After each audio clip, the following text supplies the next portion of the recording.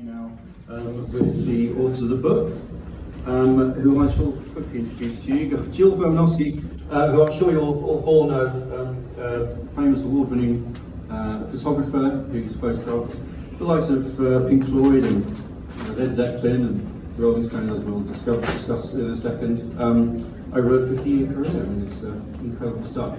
And Daniel Rachel, I'm going to make sure I pronounce it correctly, winner of the Penderin Music Book Prize. Penderin, okay.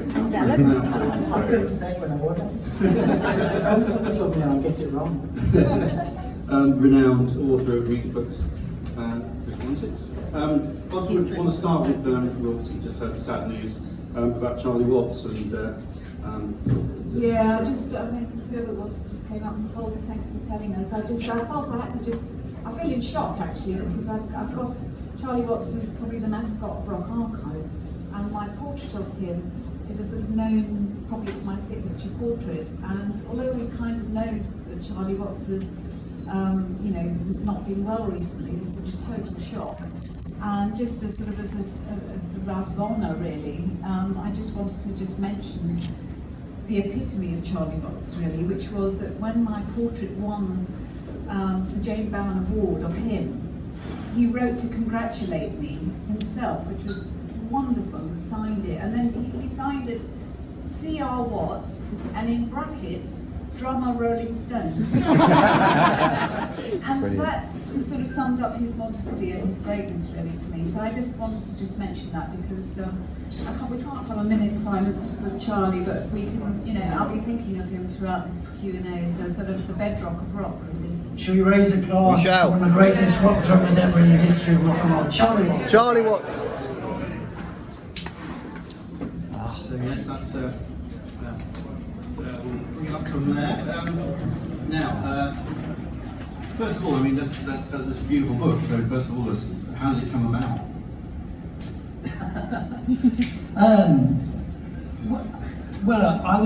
It came about because of the event itself. I was there. It was incredible. It's one of the great moments of the 90s, the defining cultural moments of that decade, and then and ever since, it's made a deep impression on me. And I've always been familiar with Jill's photography, not least her photography of photograph of Charlie Watts, which is stunning, a profile of him. And so I approached Jill and said we should commemorate the 25 years since this day, this weekend.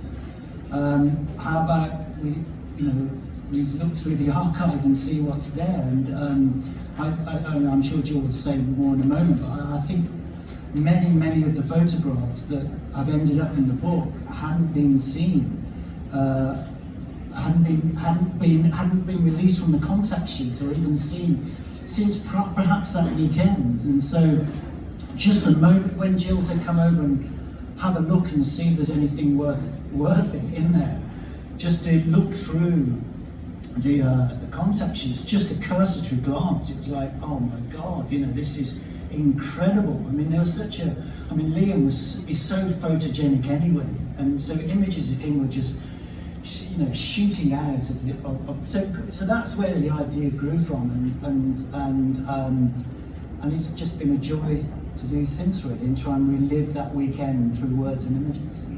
Was there any association with the film that's coming soon? There's obviously a lot around the anniversary, and it looks similar. Good timing. There was no planning. We didn't know about it when we didn't start this, did we? No, I mean, perhaps naively and stupidly, I didn't even consider that Oasis might be thinking about celebrating their silver anniversary. Actually, just when the book was almost sort of out of the way, when the record company rang up and said, oh, we're doing it like that, and I went, oh, okay, well, you're in luck. I finally scanned all the pictures for it, yeah. Yeah, I mean, the remarkable thing was I was talking to Noel about for the book, and he obviously, I mean, I'd been listening back to one of the days was recorded by Radio 1, and then there's a bootleg of both the days of the complete gigs. But of course, Noel hadn't heard any of this, and so he's trying to talk about it through his memory of it, you know, and then subsequently they're now releasing, you know, I don't know where I'm going with that, but yeah. They're releasing the sort of full, you know, both shows, but sort of as a film. Yeah, I saw a clip of the film. It's really great. Yeah. It's all from a fan's point of view, so it's really, really, really nice actually. Yeah. So when you're interviewing Noel for this book, I mean, he notoriously can't remember anything about Knebworth. Can you remember more this time? He actually remembered lots, you know, which was really exciting. I knew he'd said that before I went to have a chat. In fact, what I was trying to remember was I gave him a set list for the gig, and the first thing he did was do this. And he counted every song and said 20, that's right. He just kind of went, oh, okay. So he would have written that.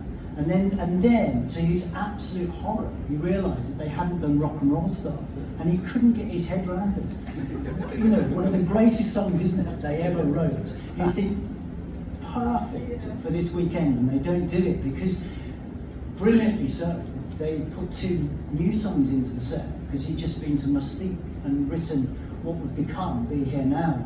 So he talks about that, about coming back from Mystique, having written the 3rd album and not doing Rock and Roll Star, amongst a couple of other tracks which he says they should have done but didn't.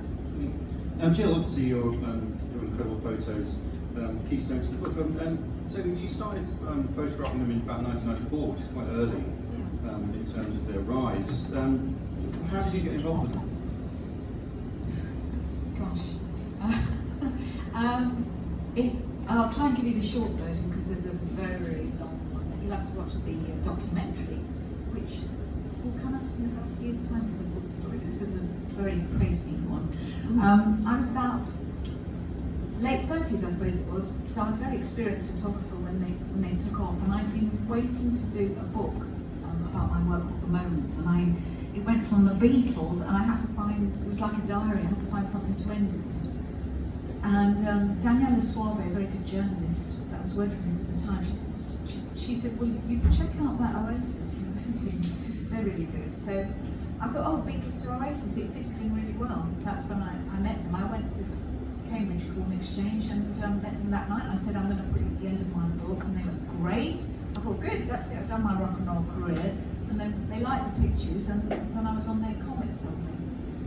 At the age of 39, 40, so I had a lovely time, you know, being just the right age to take on something like that. And what was your experience of them as they expanded so? I was hanging on really, because it was, well, I think in a strange way, I might have been useful to them because I'd already been through the whole, you know, music business thing. I'd seen bands like the Police in a small club with 3 people in it.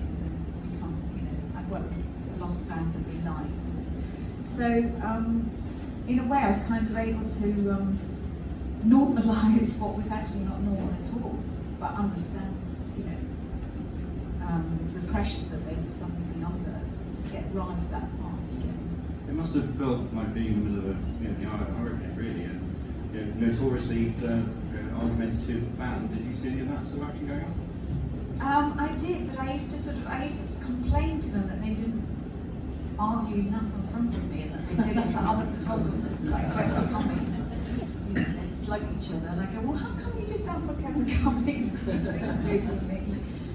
I just really it wasn't, they weren't easy, and I happened to share a birthday with Liam. We nearly got our birthdays coming up, and I think when we discovered that we had the same birthday, he started to treat me more like a kind of person to respect, like his mum, because of course Peggy is the linchpin. Yeah, yeah. And how did you find them as people?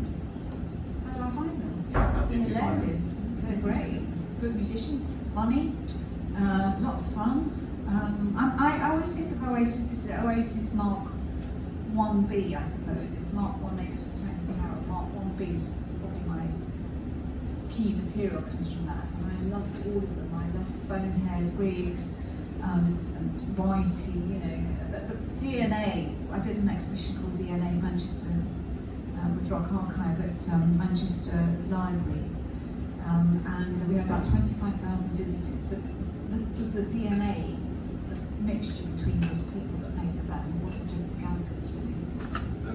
Did you see any kind of any change in them as they rose? Obviously, it was a rocket rise. Did you see them affecting them at all? What is how they changed? Yeah, so from '94 to Knebworth, I mean, it was within like 18 months, from tiny gigs to the biggest show of the world. Well, we all know the magic thing about Oasis is that they were expecting it to happen, and it didn't. So, I mean, you know, there was a brilliant change. I always say Liam was probably a star on the playground, you know, so I mean, he's a star now if he walks down the street. And Noel has got that kind of work ethic and talent combination. So, I mean, I didn't see any changes, but obviously they were in the middle of a comet, and that's bound to, you know, affect their behaviours and so on. So if we get both of your memories of Knebworth, obviously were you out front as a fan? Yeah, completely. Yeah, I'd seen Oasis for the first time. In fact, with Simon from Ocean Colour Scene, we were living in Birmingham, and we saw them supporting St Etienne. Oddly enough, and we caught the end of the set. We saw Iron the Walrus, and we were both nutty Beatles fans. It's like, wow, somebody's doing Beatles, which is quite an odd thing to do at that point in early to mid 90s. And then subsequently saw them kind of many times from our local pub in Moseley, and then growing in stature at different levels. So, we thought just seen them at Main Road just 6 months before, which was the last gig they did before these summer concerts. That seemed unbelievable in itself, that they should be playing a football ground. That wasn't something that guitar bands that we were into normally did. And so, but by the summer, something had really changed, I think, in the country. You know, a lot to do with what was happening with the football, you know, with Euro 96.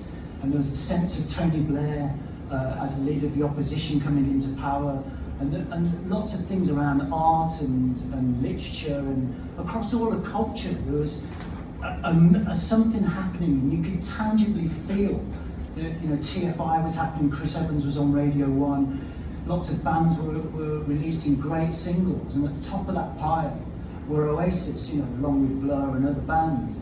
So when this gig was announced, it seemed entirely natural, but at the same time entirely incredible.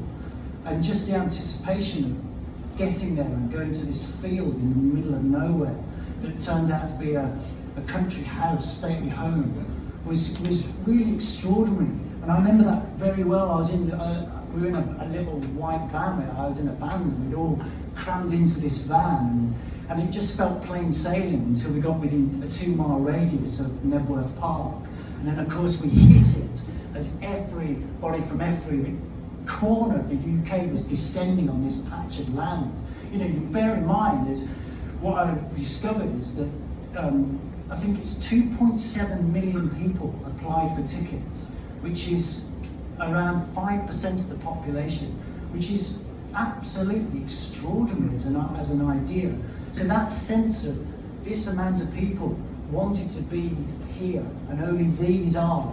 But when you get there, only these turn out to be as far as the eye can see. And then you see the bill. It's like, well, excuse me, wow, you know, like all the bands that you've been seeing on the TV and you're listening to on your record player or CD player as it was becoming more there. But that was really, really exciting, and I distinctly, you know, because we're about to see Oscar and Simon play, you know, just seeing Ocean Colour Scene in the mid-afternoon and 125,000 fans shrieking "Davey Caught the Train" back at the stage, and that was my best mate, centre stage, and that was a proud, thrilling moment. And then it built up, and when Oasis came out, you know, it was just extraordinary. As we all know, that the applause that we gave them, and then all the way through the gig, supporting what they were doing, and hearing these anthemic songs. They truly were anthemic, you know, with everybody singing along, and not just 3 or 4 or 5 songs. It just felt like the whole gig. We celebrate! Cheers! you know, Did it's you like, see him in? yeah, so it was just incredible, you know, to hear Live Forever and Don't Look Back in Anger and Wonderwall and the strings backing it and the brass backing it and however absurd it seems that these you know kids from Burnage were doing it also felt entirely natural. It was really, really exciting. Yeah. I mean, I did Knebworth completely wrong. I said my little brother and we stood right at the back because I was so worried about getting out of the car park. That's how bad I did. But Jill, the opposite, the entire, complete opposite of that. Were you with the band for the entire time? Not really. I do say to people that for them it was. Oh, sorry. It was on my. I had been sent the summer schedule, and Knebworth was at the end of it. So it was from the band and the crew's point of view. There were some gigs they had to do. They'd done Main Road only in April or something, so they had a bit of time off. They went into the summer gigs were booked, and they were a list of them. It didn't say network, it just said summer gigs, and then there was a rehearsal period, there was Loch Lomond, then I think something happened in Sweden, then there was 2 Knebworths, then there was 2 in Cork. So, you know, it was more that sort of feeling, and so obviously I don't think I quite got the significance of it at the time. But it was easier to get in. I think I did have a backstage parking, and of course that's the key, isn't it, really?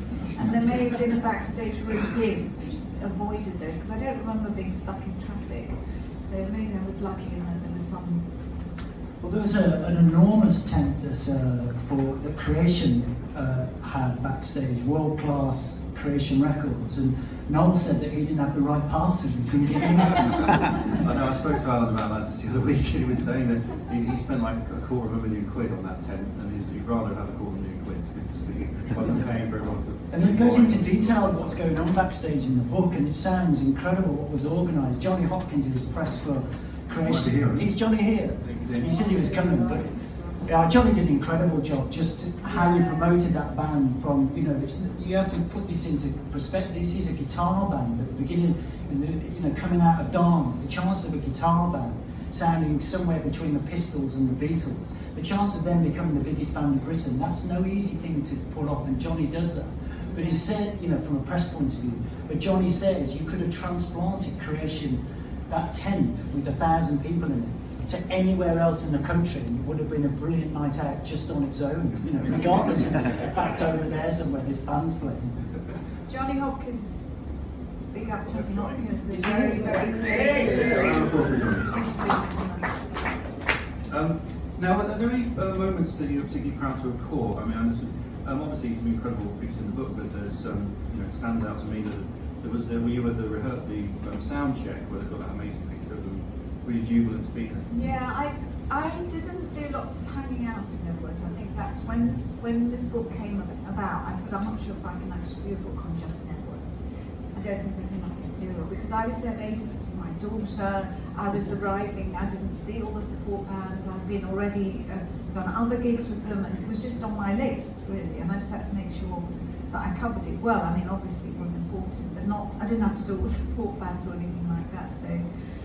Sorry, just giving that. I'm losing the plot of the question. Just give it to me again. Yeah, but moments you're proud to have caught. Oh yes. Well, I mean, so the funny thing is that stage was absolutely gigantic. So they were miles apart. You know, there was one there, there was one over there, and Griggs was over there. So you couldn't get like a band shot except beginning when they came together.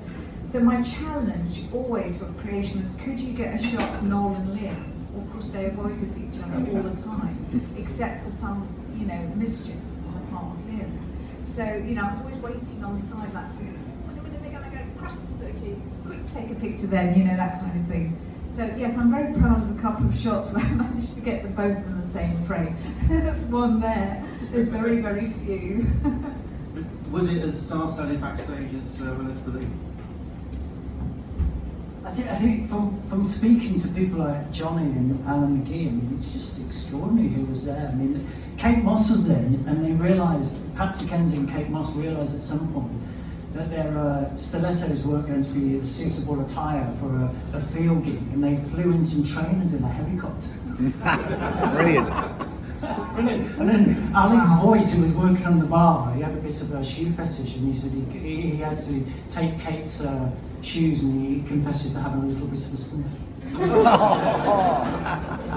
think I was talking to one of the promoters who was saying that he was on his way out at the end of the first day, and he was stuck. He couldn't get to his hotel, and he saw a limo going past. And he just sort of, the limo was saying, "Okay, I don't know how to get out. I don't know the way out." And he said, "I'll show you. Can I jump in?" And it was Kate Moss and Sadie Fox. And Anna Friel, wasn't it? This is Connell Dodds, isn't it? Yeah. Connell promoted that. He's just made excuses who can come, but Connell tells some brilliant stories. Yeah, and. God, all those ones I missed. I'm so crap as a paparazzi. They probably all walked past me and I didn't know who they were. Did you see them backstage? Did you get any time? Well, see, I don't recall seeing anybody much backstage, except the band actually. So that just goes to show, but I think says more about me really than about what was happening backstage. They all stole some buggies, the band. Yeah. You know, those golf buggies. And they stole them, so they were whizzing around apparently. Liam went for Hampton Deck. Someone says Hampton Deck, went flying in 2 directions. And then on the Saturday, he managed to get the gates open, and he said Liam gave him his announce. And there was a girl that made it onto the front page of the Daily Star, because she said she was standing in the crowd and suddenly she was confronted by Liam in a buggy coming straight towards her. There's some great stories. Patsy says about that they ended up in the early hours of the Saturday night in the buggy again, going off piste, and they get pulled over by a policeman, and they're about to pull onto the M1. Can you imagine entering the A1 in a golf buggy with Liam Gallagher? You can't drive. No. By all accounts, Liam had a bit of a wild night on the first night, to the point that he couldn't. Well, apparently they took his. Somebody told me in the book that they took his vital signs either on the Friday or the Saturday, and was concerned that he wasn't going to make the show, and they were watching him very closely. But Noel says that he dismisses that, or he says he has no memory of it. So sometimes you're trying to decide between mythologising because they're these larger than life characters and reality, but nothing's impossible, I guess, with the band. And Jill, being close up taking pictures of the show, what did you make of it? The show, beautiful, beautiful, beautiful show. I mean, that does for me, because the lighting was really, really lovely. These kind of pools of light. I mean, I've seen it subsequently, but to me, it was one of the most beautiful things I've ever photographed as a wide shot. It was not very easy to shoot pictures of the band, and also I was obliged to stay on the stage rather than go in the pit. So I missed out on shooting. That's why I thought I didn't have enough actually. I only went in the pit for a few minutes, but I needed to shoot from the stage for various reasons, and I had somebody up on the lighting scaffolding shooting this way, but just from far away. So yeah, but a very, very beautiful looking show. We both put together. Yeah, that's Mikey, wasn't it? Yeah. Mikey Lights. Mikey Lights, yeah. And finally, then, I mean, what do you think Knebworth means? Where does it stand in the grand pantheon of rock and roll? Where does Knebworth stand in the great pantheon of rock and roll? I mean, in many ways, you can trace that by the history of Knebworth itself. In the 70s was very much defined, you could say, by Led Zeppelin playing Knebworth, and bands like the Stones, and the very first Knebworth concert, we all number of 60,000 people. And then in the 80s, it's the famous Queen gig. It's a kind of magic and the helicopter over Knebworth. And so when you're talking about band, and Paul McCartney plays at the end of the 80s, I think, or early 90s. So you're talking about artists of that ilk. And then the 90s is defined by Oasis. Coming after those bands, that's how important it was. They're on the same level, if not greater, than Knebworth, than Led Zeppelin and Queen. And yeah, I wouldn't say Paul McCartney, but that's their status, which is incredible really. But they always felt like, from a fan's point of view, the people's band. They didn't feel like those kind of rock gods that we'd read about from the 70s. They felt like they were talking about our lives and the things that their lyrics, Noel's lyrics, talked about things that we were going through, like being on the dole and hoping for better days and something in the distance that you can try and achieve, and it connects in that way. And I think that's what separated them from most of their peers, that it hit you in a deep emotional way that made sense. You could understand the sentiment behind it all, and so when you then got the chance to sing it back at them, it meant something deep and meaningful. And that's something that if you experience that either live or just simply on the radio or listening to a record, you'll never lose, because music kind of plants these deep grooves in our souls, and they will never be taken away. And I will forever thank the 5/6 members of that original Oasis 90s period for doing that to me, and I'm sure everybody here probably feels a similar way. Fantastic. Now, I don't know how we're doing for time, but I was going to throw it over to the floor if anybody wanted to throw up a hand and ask any questions, or we could simply move on to the music. Just a quick one. I've always regarded. I was there Saturday and Sunday. I've always regarded it as a Britpop's Woodstock. I mean, it was incredible, and I always thought that Noel was the driving force, and he was so confident from day one. And would he have had any input to say, let's do a show this big? I mean, whose idea was that to create such a behemoth of an event with these guys? Because everyone was there, obviously OCS and cast, but everyone was there. But are we aware of who put that forward? I think he did the. Yeah, I mean, I tell the story of that, to be honest, because they looked at some alternative venues. One of them was Donington. Right. Monsters of Rock doesn't quite. No one says that ain't us. And then they looked at Winchester Mathley Bowl, where General Eisenhower spoke to the troops, the American troops before the D-Day landings. And then Blenheim Palace, and one of them was there was concerns about safety. They were going to have to build a bridge to get people over a road. So various venues were looked at, and I think there was constant discussions between Oasis management and the promoters as to which was the next gig. But the strange thing is, the idea for Knebworth was brewing up before they played Main Road, and I found that quite extraordinary. But I mean, it is a play. I was going to say, yeah, no, it is a play. The greater story is in the book, but it traces that, and I think that's quite remarkable as they're plotting it. Although Connell, who was the promoter, says that the Oasis manager Marcus always had this thing that if Oasis could play to 1,000 people, he'd book a 900 room. If they could play to 10,000, he'd book a 9,000. And so he was always just below it all, which is a lovely. If that's true, it's a lovely. Trying to guarantee a sellout. Yeah, but Noel says he handpicked every band that's over the weekend. Okay. Question over here. You said journalism is the first draft of history. Do you think your book is history, or do you think it's just music? Is music real history?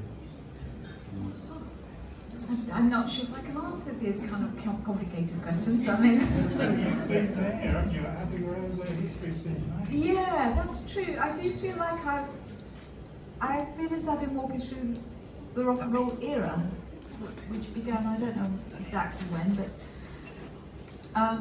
yeah, I mean, there's certainly some markers there that I've been at, like Zelig. That's what Chrissy Hines said, I'm like kind of Zelig, you know. She was there then, she was there then as well, she was there then. So, yeah, it's history, definitely is history. I think it's history. Do you agree, Daniel? Are you Sorry? writing history? Am I writing history? Is it a historiography, or is it just a book about music?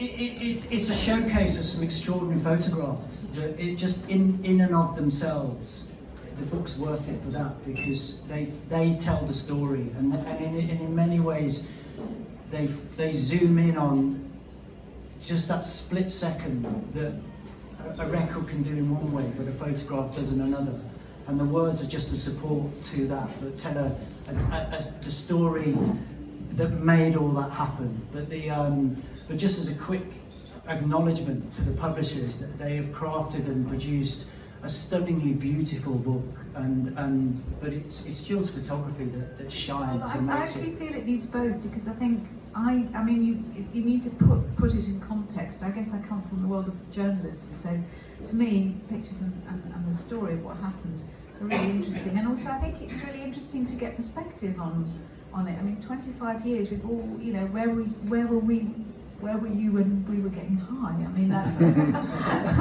well, we were younger then. We were so much younger then. We were getting high. I'm older than Yeah, exactly. So I think the words, reading it really was interesting for me because, of course, I knew nothing of what was going on really. You only see a tiny bit of when you're shooting, you're only in your little space. So I think between, you know, your documenting of it, which is the part of the history, and the and bringing those negatives out and unretiring them, there's an entire book waiting that I haven't done yet on the unseen Oasis, but at least you've opened one chapter properly, which I thank you for. Fantastic, thanks so much indeed, guys. Beautiful, beautiful book. Have a round of applause. To the Daniel.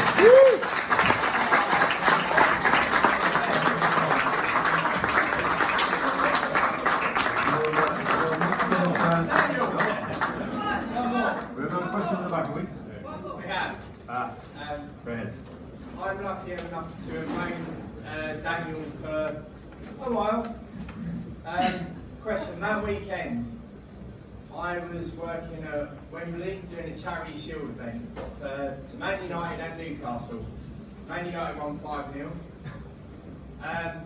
For that event, so I bought the single of Wonderwall in 1995. The My Pops one. Go. Yeah, it's a cover. It's a cover. It's like it's sitting on the phone. So, seeing obviously that single, you had the master plan on, and seeing the footage in '96 of the master plan, not only like with Champagne Supernova, you had John Squire come out and play on that. I mean, for me, was when I actually thought, you know what if I attack a meaning? Can't actually afford it, so I'll go with an Epiphone.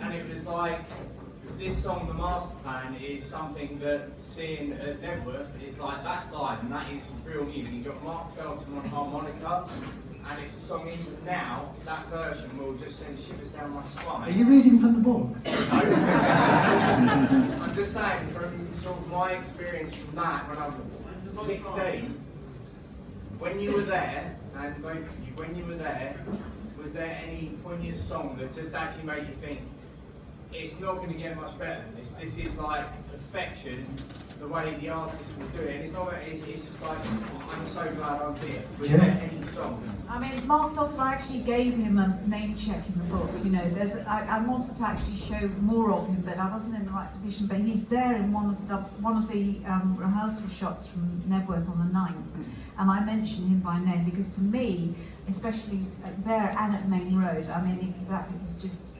sublime. And I love master plans, so I would have done that. Cigarettes and alcohol. Thank you. Well, that's a quick answer to a rather lengthy question. Any more questions? That's it. Well, thanks so much again. Thank you.